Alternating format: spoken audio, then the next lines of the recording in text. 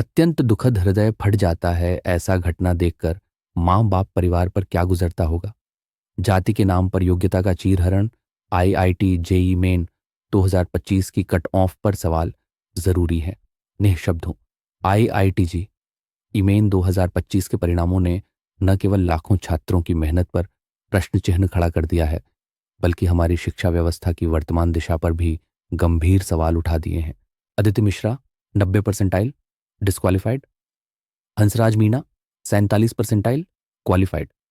ये मात्र आंकड़े नहीं हैं, यह उन युवाओं के सपनों, संघर्ष और समर्पण की कहानी है जो रात रात भर जागकर परिवार की आर्थिक तंगी को अनदेखा कर सिर्फ एक ही सपना देखते हैं, कुछ बनकर दिखाना।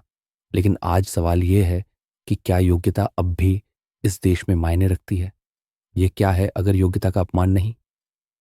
जब एक सामान्य वर्ग, जनरल कैटेगरी की छात्रा 90 परसेंटाइल लाकर भी योग्य नहीं मानी जाती और एक अन्य छात्र 47 परसेंटाइल के साथ प्रवेश के योग्य ठहरा दिया जाता है, तो यह केवल एक परीक्षा नहीं बल्कि मेरिट की मौत है। कहा जाता है कि जाति मंदिर में नहीं पूछी जाती, लेकिन प्रतियोगी परीक्षा में हर कदम पर पूछी जाती है। जाति के आधार पर सीटें आरक्षित हैं, अंक में छूट है, फीस में छूट है, कट ऑफ में अंतर है और सुविधाओं की भरमार है। लेकिन सवाल यह है कि गरीब सवर्ण क्या करें? ना उन्हें कोई छूट मिलती है, ना कोई सहानुभूति, ना ही कोई आरक्षण। वे अगर गरीब हैं तो सिर्फ गरीब नहीं, अयोग्य भी हैं, क्योंकि उनकी जाति सामान्य है। क्या यही सामाजिक न्याय है? हम ये नहीं कह रहे कि पिछड़े वर्ग को अवसर न मिले, मदद मिलनी चाहिए, लेकिन उसकी बुनियाद आर्थिक और शैक्षिक पिछड़ेपन पर होनी चाहिए, न कि जन्म के आधार पर। आज सवाल पूछना जरूरी है, क्या 90 परसेंटाइल लाने वाले छात्रा का दोष सिर्फ उसका सामान्य वर्ग से होना है? क्या यह राष्ट्र केवल जातिगत पहचान के आधार पर आगे बढ़ेगा? क्या ये आरक्षण कभी समाप्त होगा या यही पीढ़ियों तक चलता रहेगा? अब वक्त आ गया है नीति की पुनर्समीक्षा का।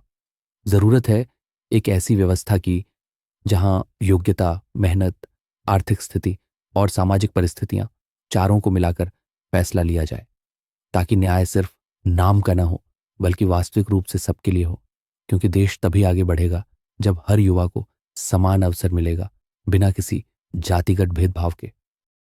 नमस्कार दोस्तों, वीडियो को देखने के लिए आपका बहुत बहुत धन्यवाद। मेरा आपसे एक निवेदन है, इस वीडियो को इतना शेयर कीजिए ताकि ये हमारे देश के प्राइम मिनिस्टर मोदी जी के पास तक पहुंच जाए और इस देश की शिक्षा प्रणाली में कुछ सुधार हो सके।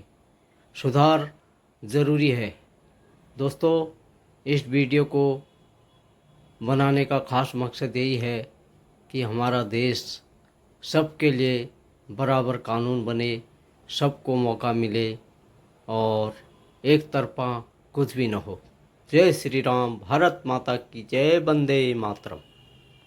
इस बेटी ने अपने प्राणों की आहुति देकर हम लोगों को जगाया है और हमें जागना ज़रूरी है।